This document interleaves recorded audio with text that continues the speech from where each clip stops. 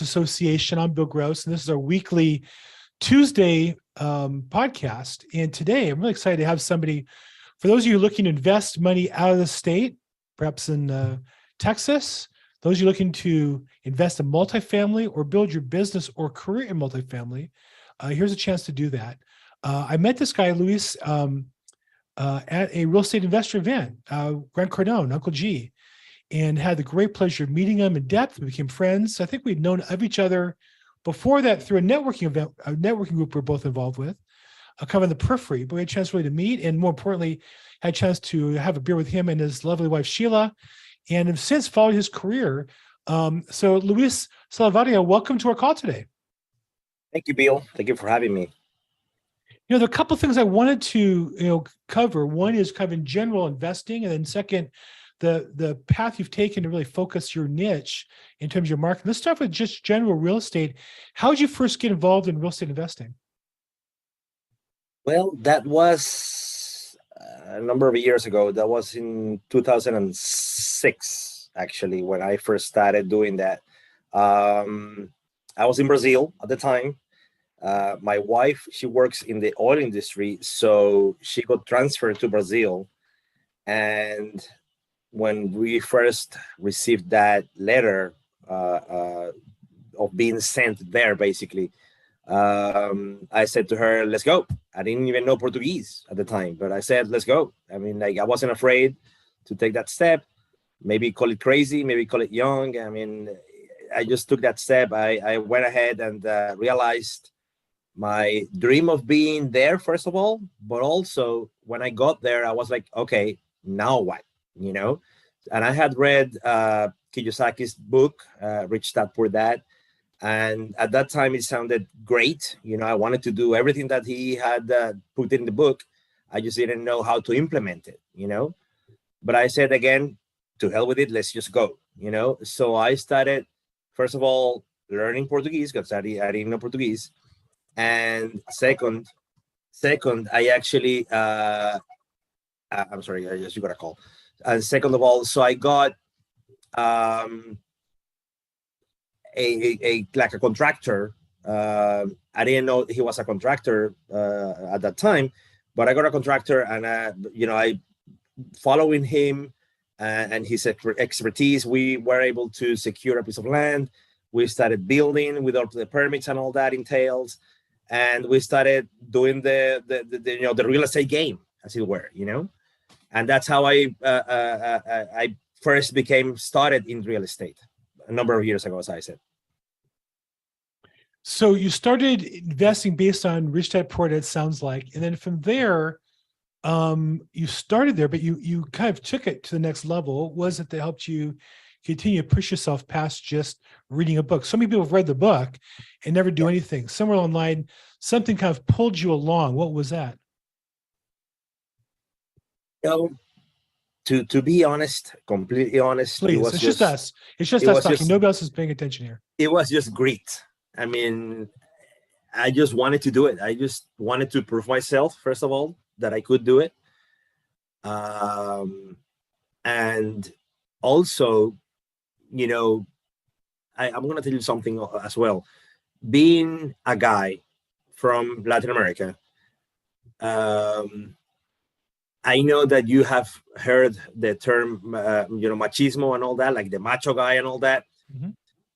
We, I think, as Latin Americans, we carry that more than you guys here in the US, So for us, a guy doesn't go and follow his wife.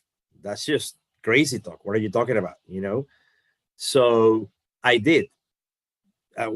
One of the main reasons that I did that was because I don't really care a lot about what people think. And I just went ahead and did it. But I did feel like a lot of people in that environment, they were looking at me funny, like, oh yeah, here's a guy that doesn't do anything. He stays at home and doesn't do anything, right? But I didn't want to let them win, So I wanted to prove to them also that I could do it. And lo and behold, I did do it, So you followed your wife geographically, and that's what spurred you to get involved in real estate to make money. You couldn't continue your career geographically, but you could do something different and make money at it. Yeah, exactly. So flash forward, and what does life as a real estate investor look like today? How's it different than having a job in the past? What's your day-to-day look like differently as a result of what you've accomplished? Well, it's very different. I still remember when I had jobs, and even though I always got along with my bosses and all that, and I think they saw the vision in myself that I wouldn't be an employee for too many years or for too long, and I think this is probably an piece of advice for anybody who's listening. You can do it. You don't have to do what I'm doing necessarily, but you can do it. You can take that step and just go ahead and take it. And the first step that I took here in the US, which is different to what I was doing in Brazil or anywhere else. I went to one of those real estate meetings, like real estate associations and stuff like that, because I wanted to see what the world of real estate was here in the US. And I did that. And now looking back, I realized that you just have to choose the right RIA or the right association that you go to. Because some of them are just, you don't really grow there.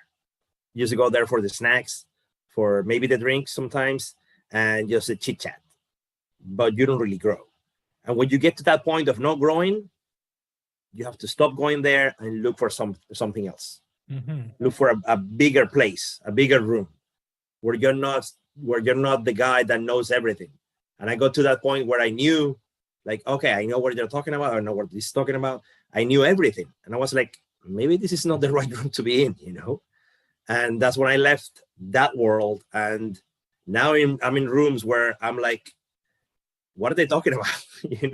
It's so difficult to follow sometimes, but I feel like I have to be in those rooms to push myself and get better and bigger at the same time. We're going to continue that, but just real quick, for all those in the call, this is meant to be live participative. So if you have questions, feel free to raise your hand, throw in the chat box, or just unmute yourself, and I'll call you in the right time. We're live streaming this on YouTube and Facebook, and if you're there, you have questions or comments, put them in. And I will say during the last few minutes, we have Socorro is watching us on LinkedIn, and she put, "Muy cierto, el machismo still existe."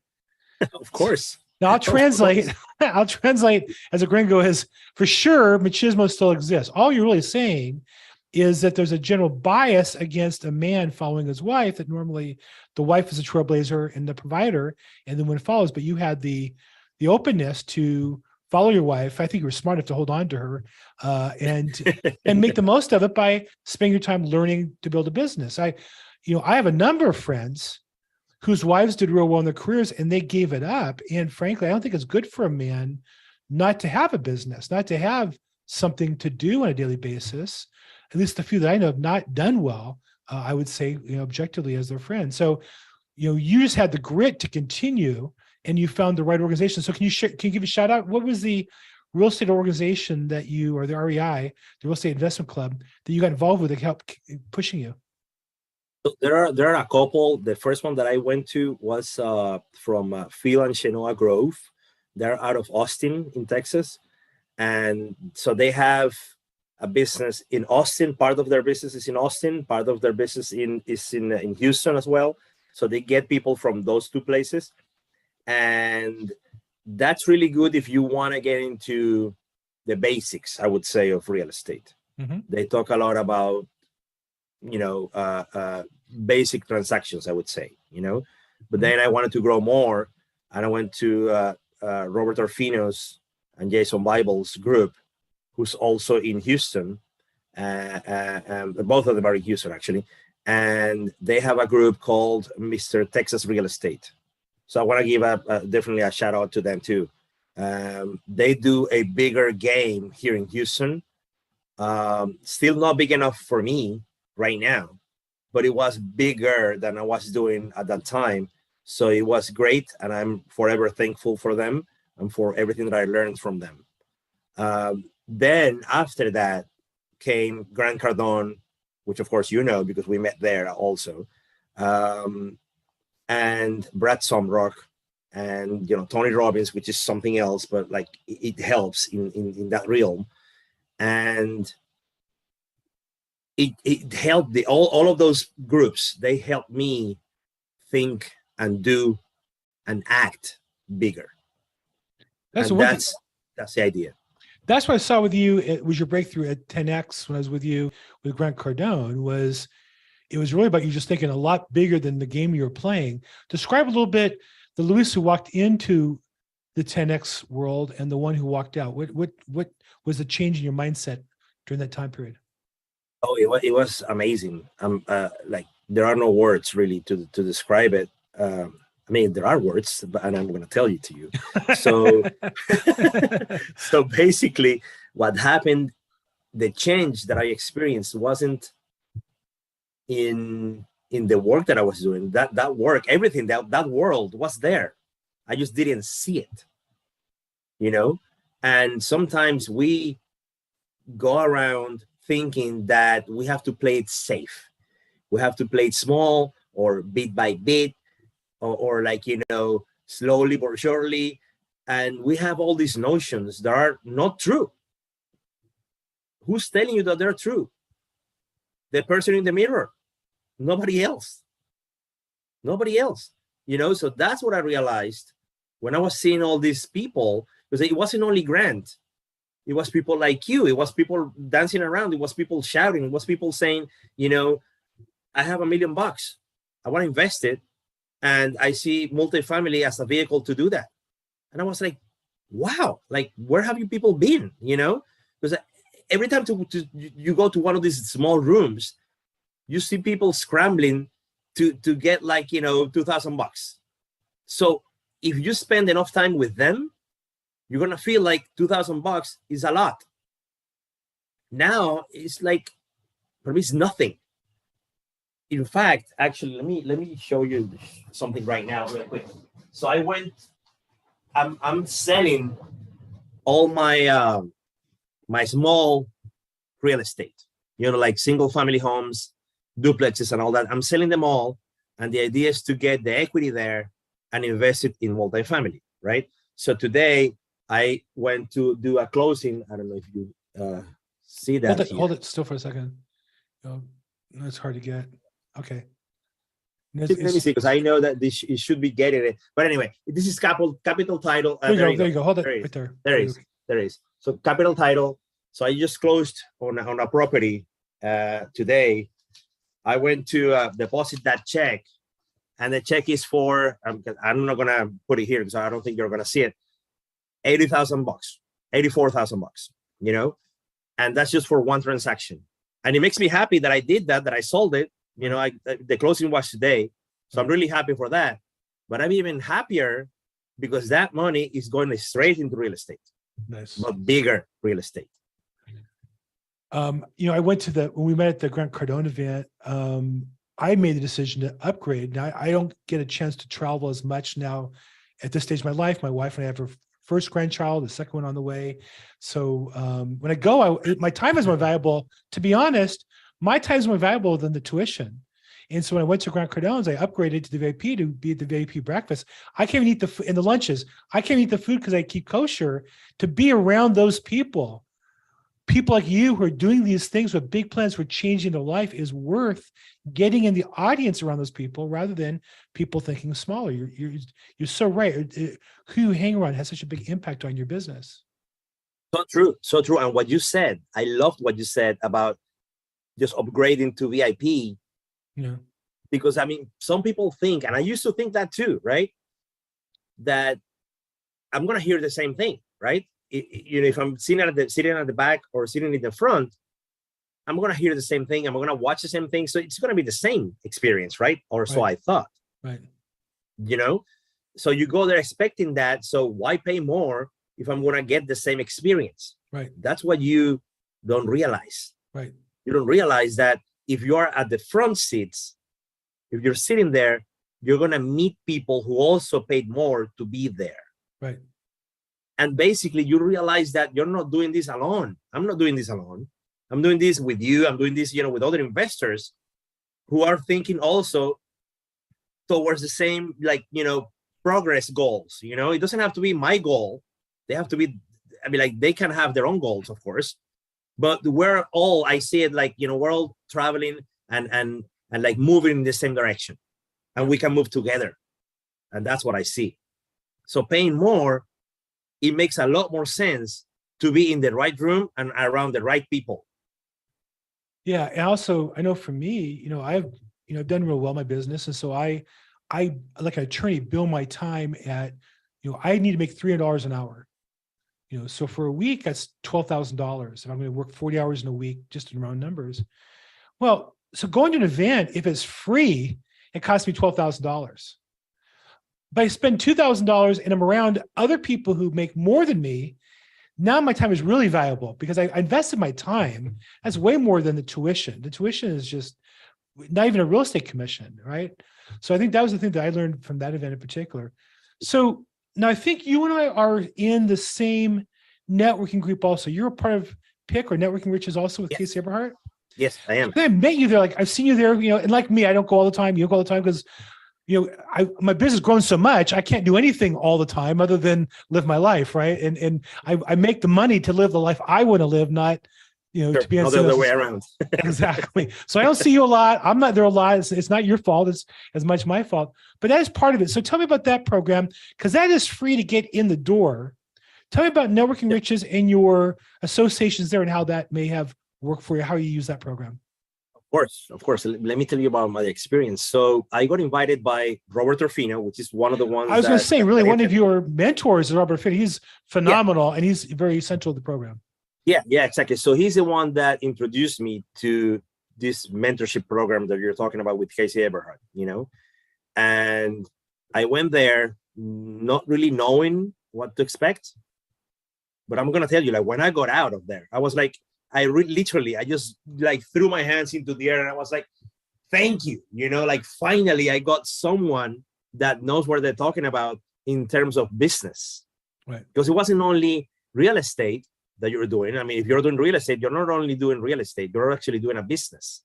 Right. So you have to know how to do business. Right. And how to grow in business. Right. And this is the part that I really, really had a big hole in, Now I feel like that part is, filled, like properly filled, and, being in that group for me is just a game changer. It was a game changer. I'm still in that group. Some people I know, they come, they get what they want and they leave, but I feel like I'm good there, Yeah.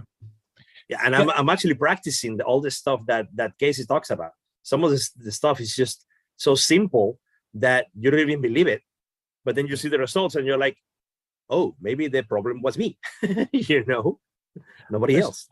So I went to Grant Cardone's 10X Business and 10X Real Estate, and when in the business part of it, I realized that Casey gave me a full plate of tools.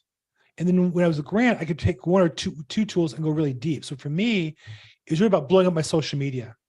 But I already had it in place because Casey had pushed me to do video. I'm only doing this podcast because Casey pushed me. I'm going to put in the chat box if you're interested. Networking Riches is the program we're talking about. And the reason I say I share this is, it's free. Now, I just got through saying your time's worth more than tuition.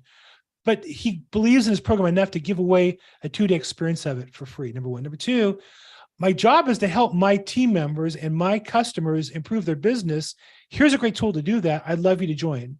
Number three, I have a contest with Debbie Morrow. I got to beat her, get more people to come to the program than her. So please click on that link if you're interested. It's free, 2 days, March 11th and 12th. He does it about once a month. I was on the last one, the one before that. I go for a couple hours each time to brush up, and I walk away with one or two things that I really put in my business right away. So please, if you're interested, join us for that free event, March 11th and 12th, and that is Networking Riches.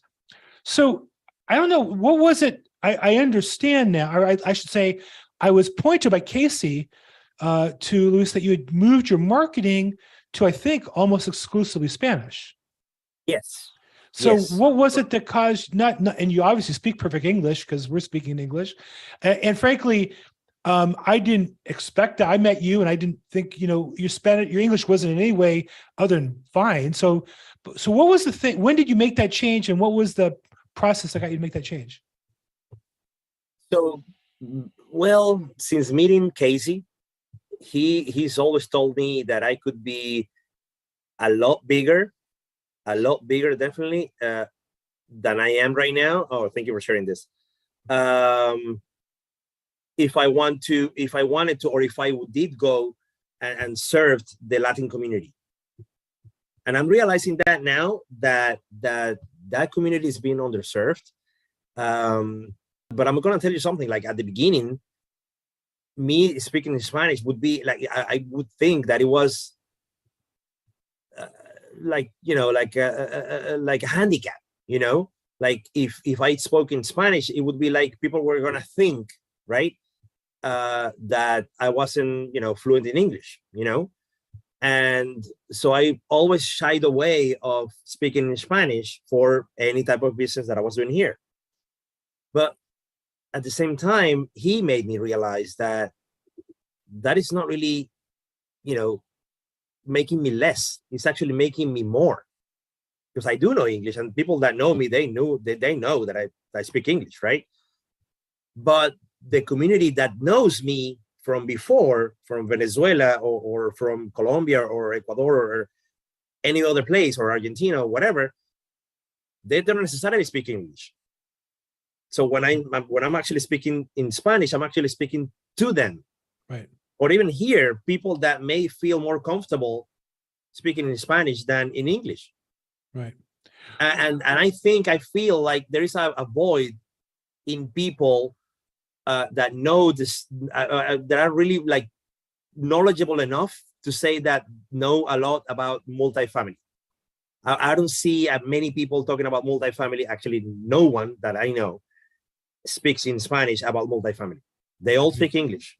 Even, Ecuadorians, Mexicans, and those are the few people that I know that are in the group that I know that they also speak Spanish, but they tend to have only their English speaking audience.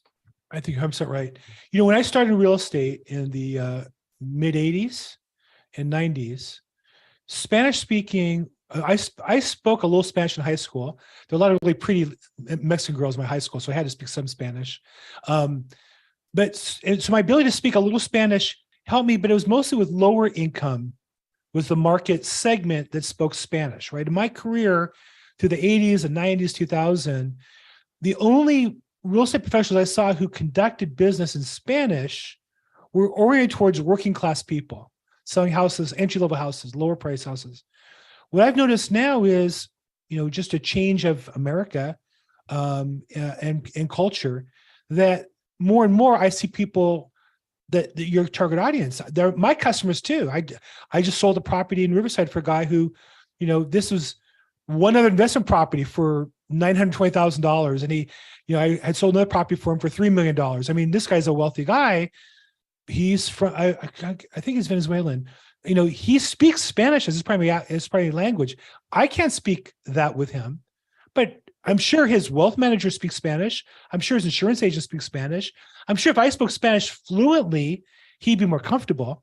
So it makes sense. If I, was you, I might talk about investments in multifamily with him in Spanish. I can't do that. You have a niche, I think, that is growing or is newer here in America. No?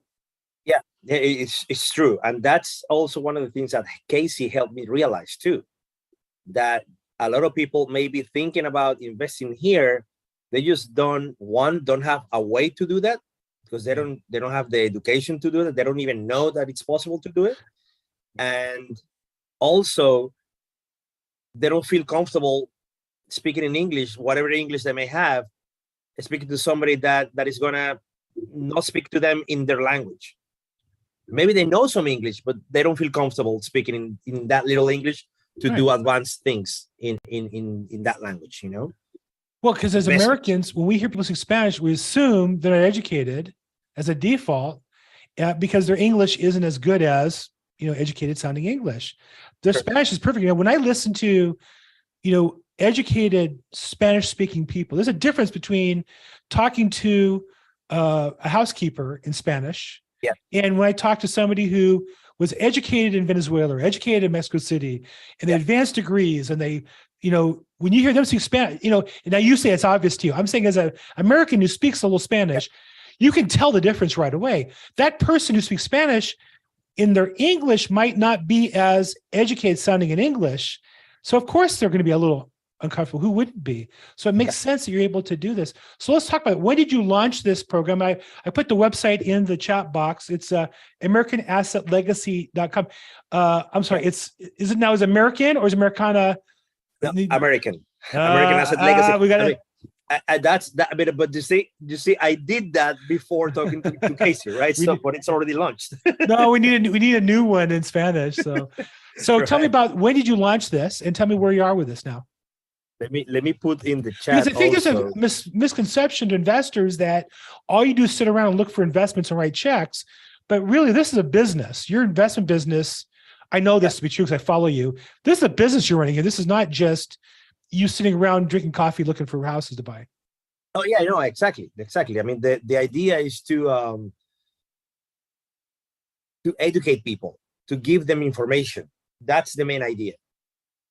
And I know, finally, I mean, at the end of the day, people are going to invest or with whoever they feel comfortable, people they trust, and have conversations with, So the idea is to bridge that gap. The idea is to tell them I'm here. And I'm telling you, I know people say this all the time, I'm doing it for them, not doing it for me. I'm doing it for them. Because I could be right now, I'm doing all this. I could keep doing it on my own, but I'm not. I choose not to do it on my own because I've realized that it's better, a lot better, if I do it with other people as well. Correct. And if I give them that opportunity, great. If they want to come with me, aboard my, Spanish speaking wagon or whatever, great. If they don't do that, if they don't choose to go with me, that's fine too. Right. I don't care. My feelings are not going to be hurt, Right. So that's why I'm doing it. I love it. Okay. I'm a little behind on the comments. We have people with a big live stream ideas today and LinkedIn. Shout out to LinkedIn, Socorro, and YouTube. I see George Ortega there. Welcome. He asked, was that a wholesaler? George, I'm so sorry. It goes back a ways and I don't remember who you're referring to. Huda asked on YouTube the name of the membership of the mentorship group. It's Networking Riches. And I put into the YouTube comments the link and the information. Or you can reach out to me personally. I'd be more glad to send you information. Hit that link and I get credit in my contest against Debbie Murrow. Gil says he'll be there. Thank you so much. Glad to have you there. That's really what's important in life. It's not about making money, provide for my family. It's not about the money given to my community. It's not about making the world a better place. It's beating Debbie Murrow. That's all that matters. Right. Just for what it's worth. That's all that matters.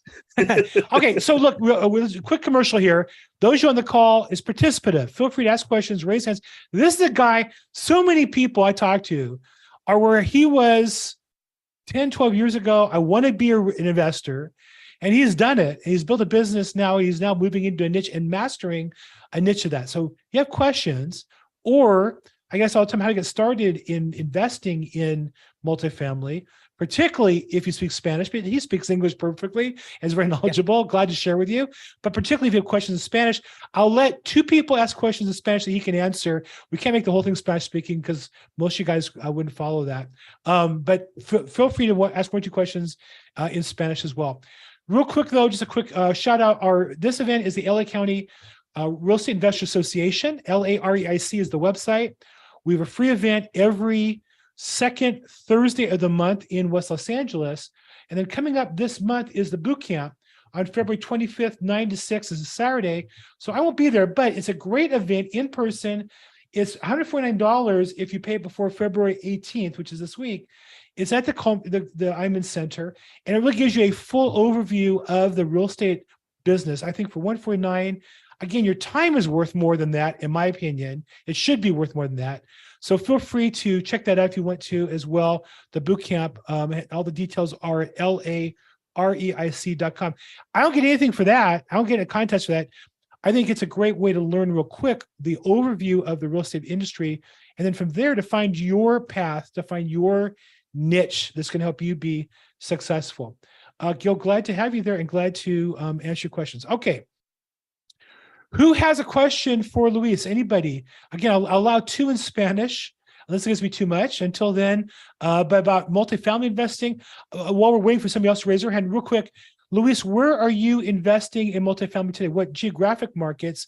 And then describe what the product looks like that you're most interested in. Sure. So I'm actually investing in Houston, mainly in Houston because I'm in Houston, Texas. But the good thing about networking, of course, is this big family, right? So I'm willing to invest in the Sunbelt states, which are basically the southernmost states, like Texas, Arizona as well, even Georgia and Florida. So those states are the ones that I'm constantly looking in to invest, and that I know also people in those states that I could actually go there and meet them and trust them enough to actually invest in those projects as well. So those are the places that I'm looking to invest in. Jason B says, I have a 250-unit property in Houston under contract. He lives in California. He's doing a 506C syndication. Okay. So C means that you are bringing in only accredited investors, which means investors who, well, whatever, accredited investors, you know what that means. And we're going to find equity investors for the property. So number one, Jason, I'd love to hear about your project. We have to meet. I think Luis as well. So I'd like to hear about it. So send me whatever info you have, or there's a webinar, I can meet you, or whatever is appropriate for the next step. I'm interested. I'm sure Luis would be interested. But Luis, what do you do to generate? Now you generate your investors by educating them, right? Yeah. Do you find projects like other people's projects and present them, or how do you, or is it more about you educate people just for your own particular investments? I think education is the key, right? So the more you educate, the more people are going to resonate with you. And if they don't, they're not going to be investors with you anyway, right? I mean, you're just looking for people that you want to be connected with, and they want to be connected to you as well. So the idea for me to give all this education out is just to make people aware that there is another world besides stocks, right, and all the normal investments, and like small real estate, because that's all I hear about. Like people tell me, in fact, today I was depositing the check that I got from the sale of this house that I was telling you, and I gave the check to the teller, and she said, "Oh, so this check is from real estate, right?" So I was like, "How do you know?" Because I've only seen checks like this in real estate. So I was like, yeah, it's real estate, So right there and there, like, can I give you my contact details so you can call me later? Or like, maybe help me to understand what you're doing and all that. And I explained to her, like, with people behind me, I just told her, like, this is what I do. And this is what I used to do, like playing it safe down here. Now I'm doing this. Yeah. Basically, that's what I told her. Yeah. And that's what you need to tell people, Jason. I mean, of course, if you're doing, a 250 unit property, 506 syndication, I mean, you probably know what you're doing anyway, right? Because I mean, that's kind of technical anyway. But the idea is for me, is just the more you tell people what you do, the more people are going to be, listening to you as a voice of the expert, so they're going to trust you more. Well, I also know you enough to know, and I also checked out your podcast. I noticed the word in Spanish is podcast with an accent on the first O, and you speak enough Spanish to look at your episode titles, the financial documents you need to give to your agent, tips on how to have a relationship with your clients. You're not just educating. So many people struggle by putting on education, which is really about how to buy their product. You're really teaching them how to learn how to be real estate investors. You're equipping them to be successful, because if enough people grow in their success skills, some will work with you. Great. Yeah. Some won't, whatever. But and that's what I got. To be honest, that's what I got from Grant Cardone. Was, for me, there's an unlimited opportunity to educate people, for me, about real estate, and in my case, probate is my particular niche. Sure. And when I stay on those two things, I enjoy it. I could talk forever. People pay attention, and some people will sell their houses with me, and I have opportunity more than I can ever imagine. When I try to sell me and how good I am, that's really kind of boring. And I see you're really focused on not just educating, but specifically really empowering your prospects and your clients on being more successful. Yes, and I think I feel like I don't have to hold back. Before,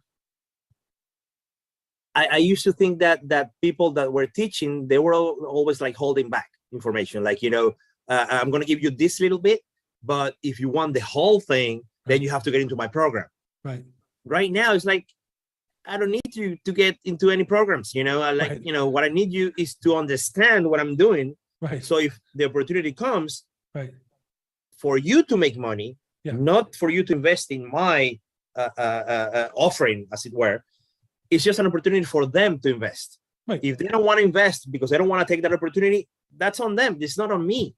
Right. And if you think about it like that, everything that I'm putting out, it's just like, why wouldn't I do it? Right. It's for them. It's not for me. It's what you said. Beautiful. Everything that I tell them, and I tell them, like, quite frankly, I'm going to give you all the information, everything.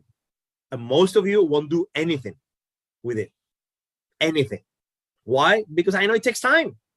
But the difference between you and me is that I love what I do. I love doing that. I love seeing properties. I love, like, every time I'm driving, sometimes I'm like, oh, look at that. I'm like, okay, focus. I'm driving, A lot of people don't see it that way. They just see it as a way to make money. And that's it. Yeah. And if they're thinking only about making money, it's fine too. But at least they know what I know. They know that it's difficult sometimes. It's not easy. It's simple, but it's not easy. Right. If anything was making money, it gets very, very hard. If you focus on how to help people, it gets to be a lot easier and you get momentum. Alice asked a good question. How much was if you don't mind sharing, how much was your initial investment in your first project? Or initial multifamily project? Yeah. Well, I guess I'll take that. Yeah. My initial project it's 17 units. So for a lot of you, you may think that that's a lot. It was a lot to me, actually, at the beginning. Right now, I think that it's just too small, but I still have it. And the investment the price for that was $1 million, little less than $1 million. It was like 980 or something. Yeah. I'll share with you. My first multifamily was Grant Cardone's pooled fund, whatever. He let you get in for like $5,000. And I thought, well, that's obvious, because for $5,000, he's gonna pay me some kind of return, but I'm gonna learn so much. It was like taking a class, but instead of paying for tuition, I got a return on my investment. So why the hell not? So I did it. Right. And then from right after that, I started investing and for me, I'm more of a limited partner in larger projects. So to write somebody else a check for $50,000 or $100,000 was scary. But once you learn what to look for and what to avoid, it gets to be a little easier. So just for those listening, Cardone Capital, Grant Cardone's program, you can get in for $5,000. Not only can you get in for $5,000 and get a reasonable return, you're not gonna get a great return, but you're gonna get great education as a result, and learn. If you just see how his paperwork looks and his reports and all that, I think he does a good job of that. Yeah, completely true. Completely true. And look what you did, right? I mean, you became a limited partner. And for those of you who don't know, we have basically two types, mainly, right? The general partners and the limited partners. The general partners are people that do the business itself. They go out and talk to brokers, they put the properties on the contract, they do all that. And for that, they get a cut of the business, of the business that owns the property.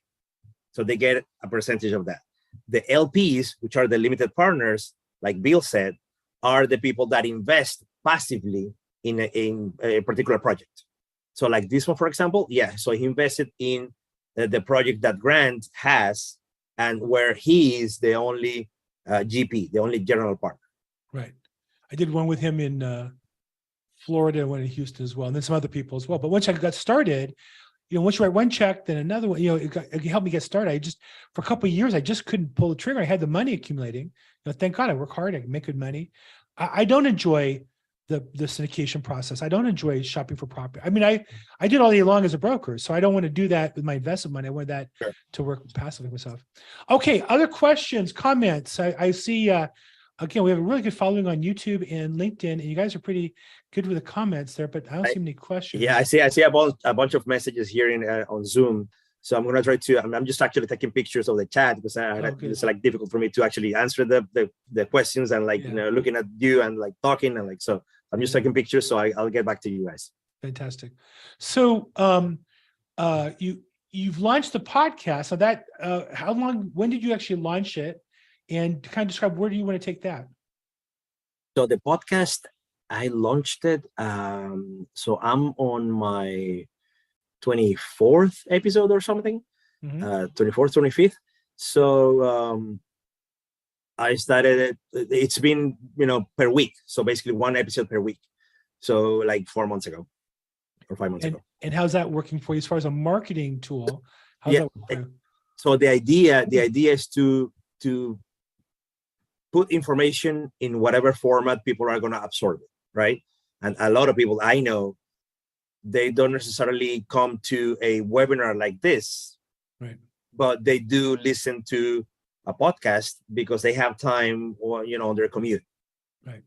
They're driving here or they're, at the gym. And so they prefer to listen to somebody and learn something while they're doing exercise, which is, by the way, something I do too. I do exercise like every single day. And while I'm doing that, I'm also learning. I'm listening to books or I'm listening to podcasts or whatever, and it's the best way to do it, because you don't have to stop and do that, just do that. Like, if you're cooking, for example, unless you sing or you're listening to music, you could also be learning, So that's the idea behind the podcast. Yeah. Do that, give that out. Yeah. Yes. Yeah. Another avenue. Yeah. And so you've been doing this now for a few, 4 months or so. What's it like when somebody who comes to you through your podcast, meaning in the past, you went to real estate events or you would kind of hustle to meet people. Now people hear you first, I'm sure, and call you and say, hey, I heard this, or I saw you do this. What's that like for your business? Feel crazy. It's still crazy sometimes when people say, oh yeah, I listened to you. I'm like, okay. So my wife doesn't listen to me and you're listening to me. It's funny, right? People say that, honey, this guy listens to me. Why don't you? Right. Yeah, my daughter, exactly. That's how I feel too. This person, this stranger listens to me. You don't. What's wrong with you? Yeah, no, and like this, they see me sometimes as well. Like, because I'm on social media too, right? So I'm on like TikTok and, I put those videos on Instagram and Facebook as well. And like, I have a presence, of course, in YouTube as well. So I have like different outlets, right? I've realized that that's what I have to do. That's what I have to do. I just have to put out content, and it has to be content of relevance, Mm-hmm. So when you do that, people start coming and they start commenting on that. They tell you like, hey, so I saw this that you talked about. And I'm like, I don't even remember when I did that, but great, because of course I'm starting to talk in all these different platforms, right? And I have like so much information that I can give, right, that now I don't even know. I don't keep track of like when I said what, where, right, right. But I don't care as long as people are entertained and they get something out of it. Great. Right. As long as you're educated and making, to me, as long as you're doing something with the information, I don't want to be an entertainer. I don't care to have that life. I want people to say, I did something you told me and it changed my life. I got a deal. I got my first deal. I got my business going. That's really what I'm excited to do. Yeah. Yeah. Let me tell you something that happened to me, which was very strange because, it never happened to me before. So I have this friend from childhood, we went to the same school when we were little. I mean, like 30 years ago or so, more than 30 years ago. And out of the blue, like, I was in a conference and out of the blue, he contacts me, I think it was Instagram. So he contacted me through Instagram and say like, hey, how's it going? I was like, yeah, great. Like happy to see you, like, all this time. And he told me that he watches me all the time, and I didn't even know, because he never ever has liked or commented on anything that I've done, like not once. Yeah. But it turns out that he was like consuming my my products, or like, you know, what I was talking about, like, you know, all the little things that I was telling in those social media posts. He was absorbing them, and he was actually showing them to his wife too. Wow. So he told me, and I was like flattered. Of course, I was really flattered for that. But also at the same time, you feel responsible for these people. You know, you feel like, okay, I need to give out more, and more often, more information, more good information, because in the end, people see you, and they will look up to you. You know, and that's what I feel now. I feel like it's a responsibility for me now. Well, I have to tell you, you and I share something that we're not charging for this. We're educating to prepare prospective customers for business. In your case, for investing, and for me, for probate real estate investments and listing and selling. And what's nice is I don't have to sell anything. So if you don't like it, it's okay. You know, I don't need to convince you to pay $400 to come back to something. I can tell somebody, here's what you should do to be successful. It's hard work. You're not going to like it all the time, but if you do it, you'll get results over time. And I don't care if you like it or not. I'm not selling it. I'm selling you on the dream and the possibility. If you want to take it, like you said, it's up to them. I'm not really invested in the outcome. So a couple questions I'm a little behind on. I'm sorry. What's a typical cash on cash return? This is a great question. I'm curious how you answer this. Maybe you should answer in Spanish first and then in English. What's the typical cash on cash or range of cash on cash return that investors should expect? Yeah, I see that from James here. So thank you for your question, of course, and thank you guys for your questions, because I know sometimes it's like difficult to see all of them. But a typical cash on cash, it really depends. Of course, people are going to say that. It's like, you know, any attorney, the answer typically is going to be it depends, but it does depend, right? So normally I would say that you will want to look for cash on cash returns. Of course, this is all estimations, but you will want to look for something, you know, between 5 and 7% cash on cash.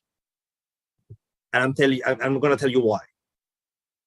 Some people may think that that's just too little, but for me, if I hear something, you know, like 14% RIR, which is something different, I'm not going to get into that, but it's just some other metric, you know. Cash on cash is more well known, you know. So cash on cash of 6 to like 5 or 7% or so, that's fine, because you get that, but you get other stuff as well. You get the tax advantages, you get the depreciation, you get a lot more things that are more for another webinar than this one, but that's kind of what I'm looking for. That doesn't mean that's what I'm getting all the time. It may change. It may change. That's what I say. It depends, right? It depends on the property. It depends on where the property is and what type of property it is. Right. If you're looking, like, for example, if you're talking about a Class A property in the best location possible, usually the cash on cash return, because you're going to have to pay more for that, the cash on cash return is going to be smaller. So maybe like 3-4%, right? But at the same time, you know that it's going to be a safe investment because everybody wants to live there in that location. Right. So you will not have a lot of turnaround, or if anything, the rents are actually going up all the time, right, even in this environment. Right. You know, so that's what you get in the trade-off. So sometimes people tend to shy away from the better located properties and go for like the Class C properties. And I'm telling you, I'm guilty of that too. I did that at the beginning. And the problem is that you're only thinking about those numbers like in a vacuum, like in a capsule, you know, right. But you're not really thinking that, okay, so the return is going to be higher in theory, but you would also have other problems that these other properties don't have. And that's what you have to think about too. Right. You know?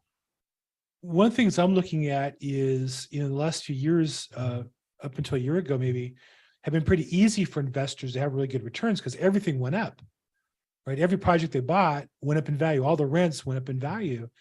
Now, in some markets, there are some challenges.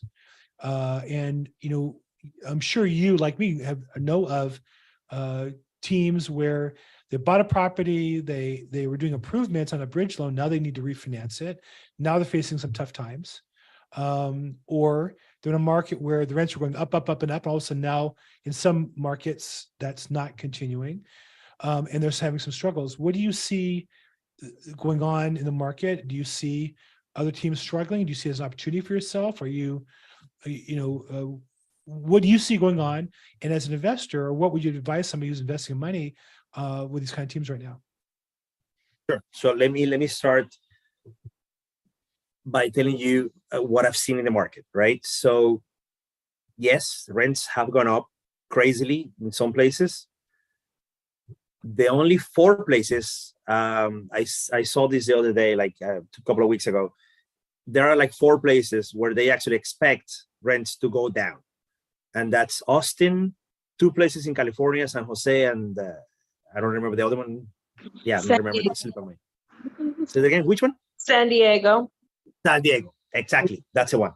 So San Diego and San Jose, Austin, and Phoenix, I think it was. So four cities are expected to have a slowdown and actually a decrease in rents, right? Pretty much everywhere else, you still are going to have increasing rents. They're not going to increase by the same rates, of course. They're not going to go to 30% over a year. Like, that's just crazy, right? Plus, nobody can hold that either. Like, if you're a worker, if you're somebody who has a salary, you cannot afford to pay, 30% more next year for your rent. That's just crazy. So I think it's better. What's happening right now is going to help everybody in the long run, of course. Right. At the beginning, some people are going to hurt. Right. And especially those people that you were talking about, Bill, people that have to refinance right now, people that are going to be out there in the market who bought the property here at this level because the interest rates made sense at that time, they're going to be hurting a lot. And they're going to have to sell the properties. Like a lot of them are going to have to sell those properties. And in the end, it's going to be a good opportunity for us guys to get in there and buy these properties for cheaper. And there are going to be properties that are in distress. The properties itself, the financial bubble is going to be in distress, not the property. Right. So if the property is fine, it makes money. It just has to make money at some level that, if you refinance, is not going to make that money. Right. The lenders lose some money, and or the syndicator or whoever's going to lose some money on the deal. Yeah. What advice would you give to somebody who wants to be a general partner?